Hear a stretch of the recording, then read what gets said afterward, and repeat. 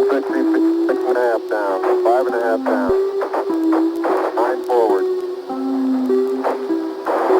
Good. Episode 1 of Solo Leveling starts 3 years ago with a Navy officer asking his captain why they're not participating in the current fight. The captain tells the officer that it's best to let the hunters handle it. We then shift to several low-rank hunters battling an army of large ants. The ants overpower them, but the S-rank hunters arrive and support them.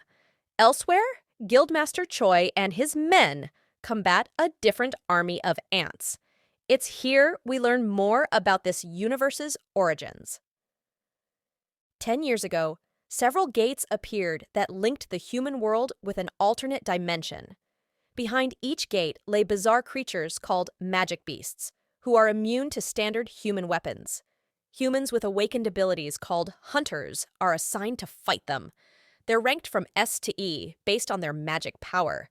Hunters cannot achieve greater strength once they've awakened their powers. 3 years later, 2 men named Park and Kim catch up on life. Kim wonders why Park is still participating in raids, and Park says he wants to make money to provide for his family. Suddenly, Solo Leveling's protagonist Sung Jin-woo arrives, and Kim greets him.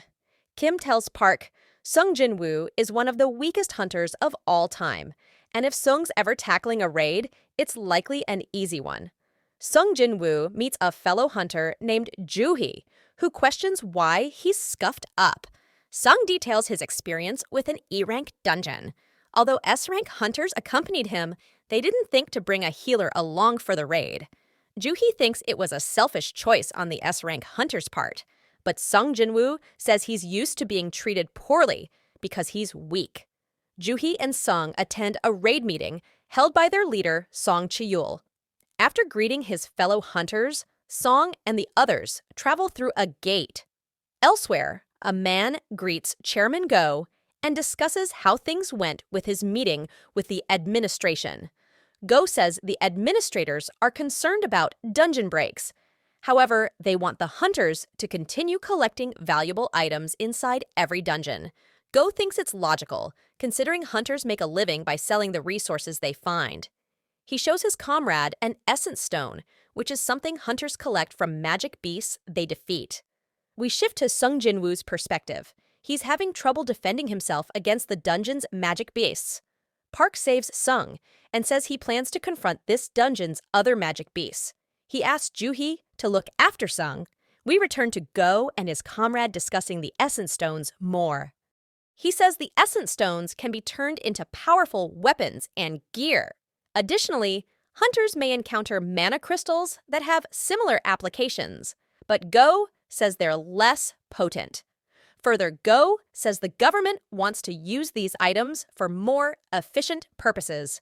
He says the government is working on a way to generate electricity using essence stones and mana crystals to produce an ideal clean energy source for the world.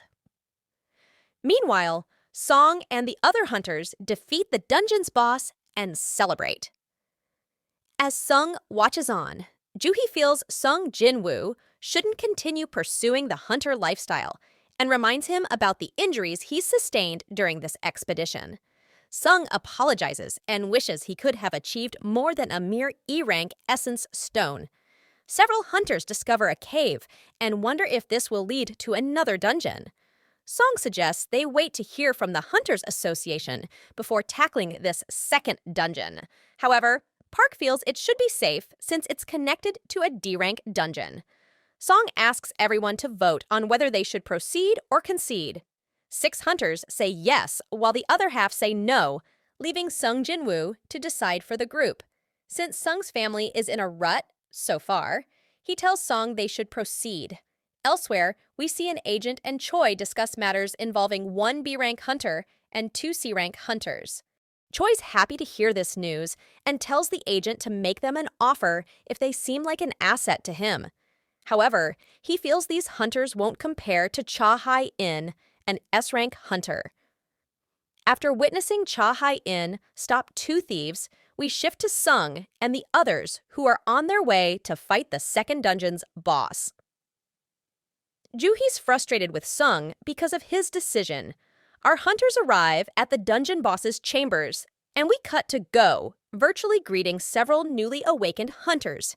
He discusses their world's history, from the gates to the dungeons that lay behind them.